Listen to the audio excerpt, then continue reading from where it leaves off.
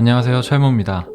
TV 또는 신문에 게재되는 경제 뉴스를 보시면 전 세계 철강 생산 순위 차트를 보여주는 경우를 간혹 보실 수 있는데요. 솔직히 말씀드리면 제가 어렸을 적에는 저게 나에게 무슨 의미가 있을까 하는 생각으로 지나치곤 했었습니다. 그게 무슨 의미가 있니?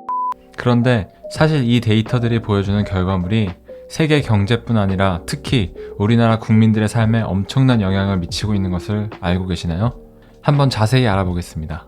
세계 철강 생산 순위를 정할 때는 조강 생산량을 기준으로 합니다. 조강이 무엇이냐 하면 쇳물입니다. 용광로에서 철광석을 녹여서 만들어내는 쇳물, 그리고 전기로에서 고철을 녹여서 만든 쇳물, 전부 조강에 포함됩니다. 이 쇳물이 다양한 형태로 굳어지고 가공되어 실제 사용되는 것이죠. 이번 2020년 6월에 세계철강협회에서 발표한 2019년 철강사 조강 생산량 순위인데요. 한국 철강사인 포스코는 약 4,300만 톤 조강 생산으로 세계 순위 5위에 자리하였고, 국내 2위인 현대제철은 2,100만 톤으로 세계 15위입니다. 국가별 차트를 볼까요? 중국 생산 물량이 전 세계 조강 생산량의 절반을 차지할 정도로 압도적입니다. 세계 1위 제철 기업 아르셀로미탈 본사가 위치한 룩셈부르크를 제외하고는 생산 순위권에 위치한 국가들이 대표적인 제조업 강국이라는 점이 특징입니다. 그리고 이 제조업 강국들은 소위 우리가 평소에 알고 있는 경제 선진국과도 많은 수가 겹치고 있는 것을 알 수 있습니다. 우리나라 건설, 자동차, 조선, 기계 산업이 경제 구조에 큰 역할을 차지하는 것은 많이들 알고 계실 겁니다.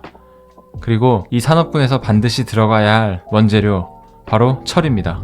OECD 국가 중에서도 한국은 특히 제조업 비중이 높은 국가인데요. 기획재정부 통계를 보시면 우리나라 GDP에서 제조업이 차지하는 비중이 약 28%에 이릅니다. 즉, 우리나라 경제에서 철강의 생산, 유통, 활용이 매우 중요한 부분이라는 것을 쉽게 알 수 있습니다.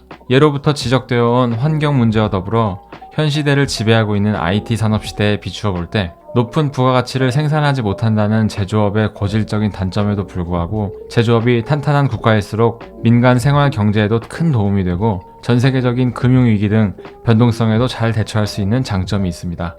그리고 특히 제조업 비중이 높은 우리나라 경제를 뒷받침하는데 철강의 수요에 따른 생산량이 매우 중요한 부분을 차지하는 것과 전 세계적으로도 매년 발표되는 철강 생산 데이터가 세계 경제의 등락을 참고해 볼 수 있는 매우 중요한 데이터임을 말씀드립니다.